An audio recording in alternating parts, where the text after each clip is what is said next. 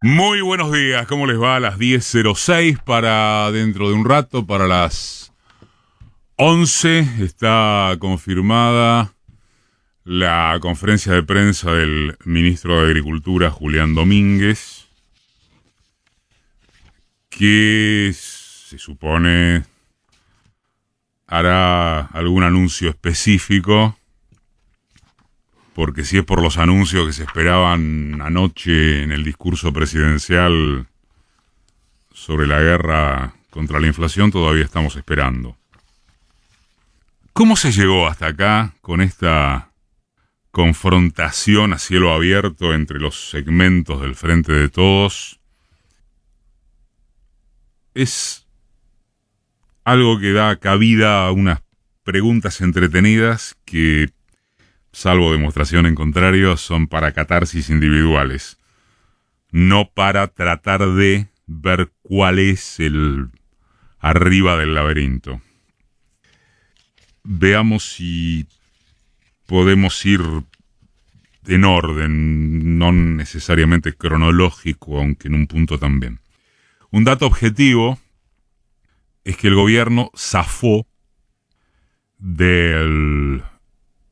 técnicamente del estrangulamiento de compromisos financieros inmediatos, primero porque arregló con los acreedores privados en 2021 y ahora con el Fondo Monetario. El conjunto de la deuda en moneda extranjera quedó pateado hacia 2025 y 2026, respectivamente. No parece venir al caso, o es un tanto bizantino, ¿no?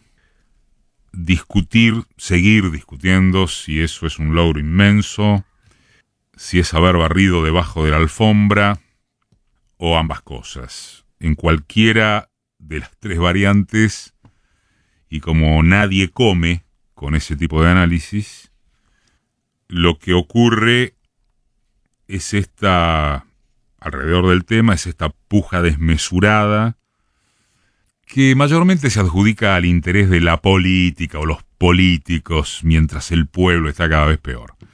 En forma preferencial encima lo estaría por culpa del gobierno, según las encuestas revelan, y no de quienes le dejaron un muerto de endeudamiento histórico. Y como sea que arreglen la inflación.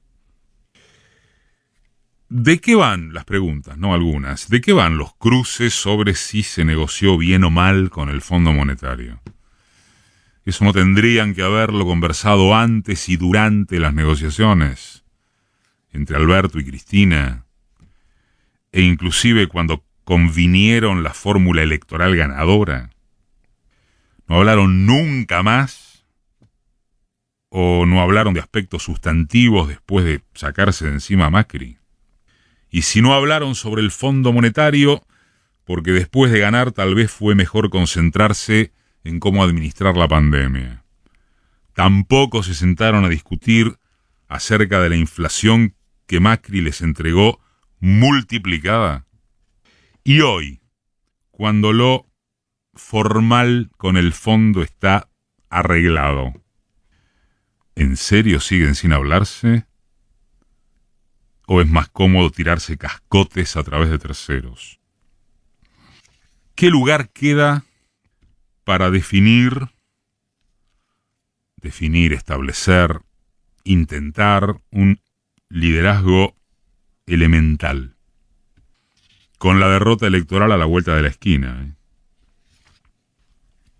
En un artículo que se publicó en estas horas, ayer, en la tecla ñ, un habitual invitado de este programa, Ricardo Aronskint, traza, nos parece, un recorrido impecable sobre origen, desarrollo y caracterización global del Fondo Monetario. Y lo hace bajo un título periodísticamente admirable que, en nuestra opinión, desafía al debate hasta ahora eludido o no abordado en profundidad. El FMI es un producto argentino. Creemos que se pone un énfasis exagerado en la presencia de un organismo que no es otra cosa que la expresión de un proyecto interno de dominación y control de nuestro país a punta de pistola financiera. El FMI no debe llevar a invisibilizar el problema de fondo. La incapacidad de la cúpula empresarial local para ofrecer a nuestra sociedad un proyecto económico viable y aceptable los lleva a reforzar su control coercitivo con la ayuda del FMI, que contribuye a manipular, a maniatar a gobiernos que no les responden plenamente. Alfonsín, Fernández.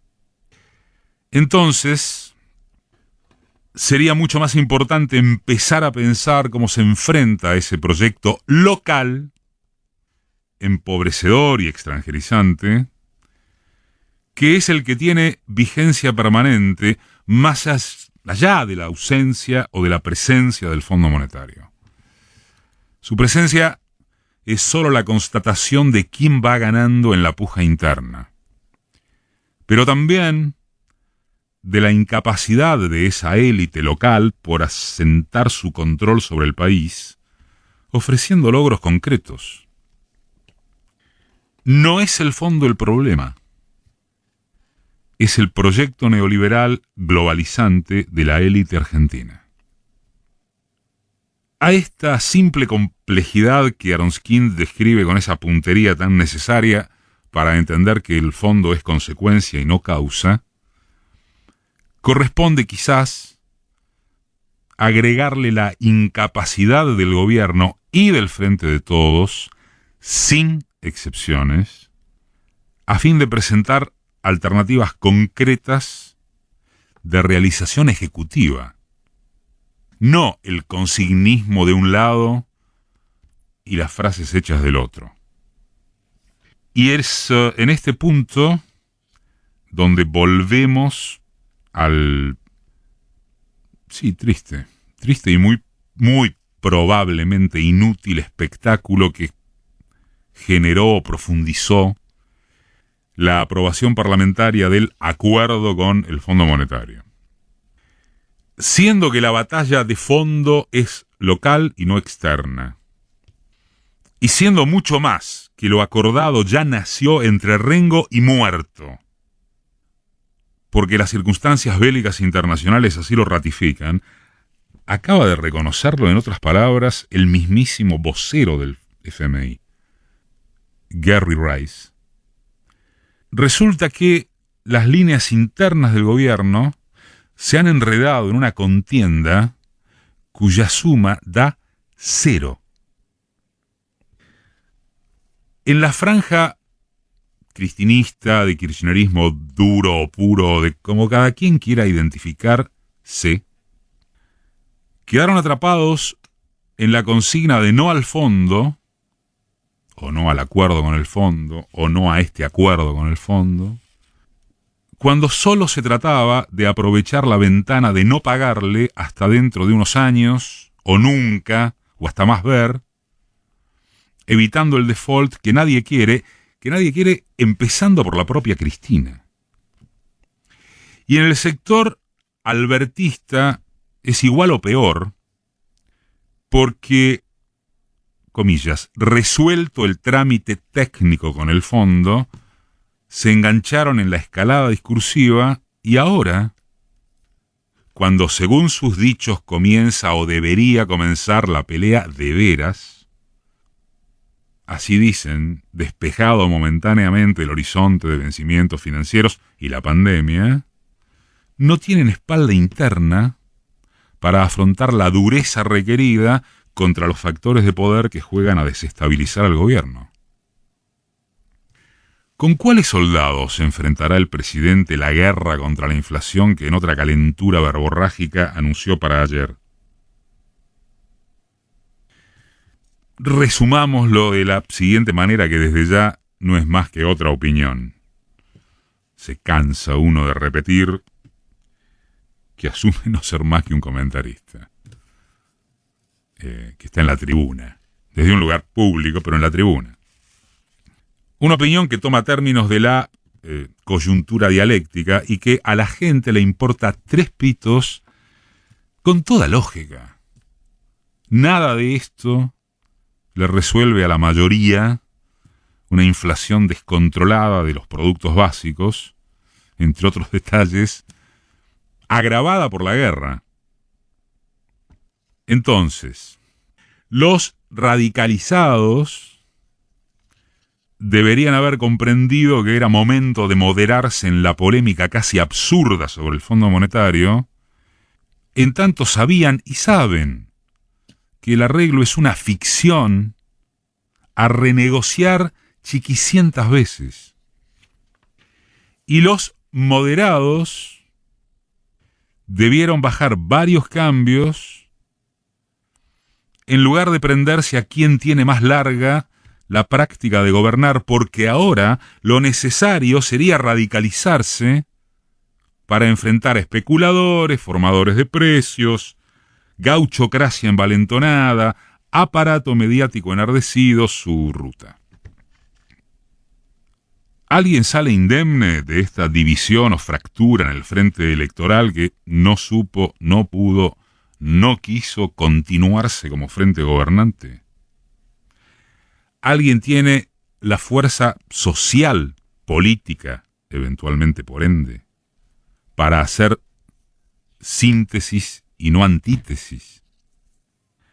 A esta altura, ¿hay de por medio en el frente de todos una discusión y vocación político-ideológica que pueda resolverse sin matarse en público? Lo que pasa es disputa a fondo en la coalición oficialista sobre cuál estructura de capitalismo periférico habrá de implementarse, o es una guerra de narcisismos. Esto último puede parecer silvestre, pero hay quienes pierden de vista que la política también se nutre de banalidades personales. ¿Y qué es el dicho ese de que gobernar para el pueblo queda antes de la unidad de los dirigentes? ¿Cómo se gobierna para el pueblo si no se unen los dirigentes que recuperaron el gobierno tras la tragedia macrista con, se dijo y supone, el objetivo de volver a disputar, aunque sea una cuota del poder verdadero? Fue Cristina, el cuadro político más grande de este país, quien afirmó que gracias, si pudo tener un 20 a 25% del poder ese. En fin, vaya momento o etapa en los que debería alcanzar con ver quiénes están de festejo por esta grieta que ya no divide a los campos clásicos de modelo socialmente inclusivo versus gorilismo. Es más grave. La intentona de lo primero está partida. Y la fortaleza de lo segundo vuelve a sacar pecho como si nada hubiese sucedido. Repetimos, queda espacio para encontrar síntesis en lugar de antítesis.